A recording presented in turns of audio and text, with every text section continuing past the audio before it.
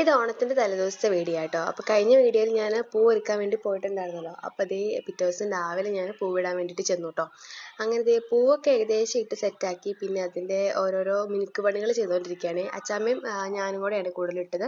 പിന്നെ പിള്ളേരും ഉണ്ടായിരുന്നു കേട്ടോ, ചേച്ചിയുടെ ശിവാനി ശിവ ഉണ്ടായിരുന്നു. അപ്പോൾ അവരും കൂടെ കൂടിയിട്ട് ഇടാൻ വേണ്ടി. ഇത് അച്ചാമ്മ സ്ഥിരം ഇടുന്നത്, എന്നും പൂക്കൾ ഇടുന്നതിൻ്റെ കൂടെ ഇട്ട പൂവാണ്. അങ്ങനെ ദേ പൂക്കളമൊക്കെ ഇട്ട് ഞാൻ ഒരു ഉച്ചയാറായപ്പോഴാണ് തിരിച്ച് വീട്ടിലേക്ക് പോകുന്നത്. പിന്നെ ഇവരുടെ കുറച്ച് വീഡിയോയും ഫോട്ടോയൊക്കെ എടുത്തിട്ട് നേരെ വീട്ടിലേക്ക് പോന്നു. ഞാനും അമ്മയും കൂടെ ടൗണിലേക്ക് ഇറങ്ങി.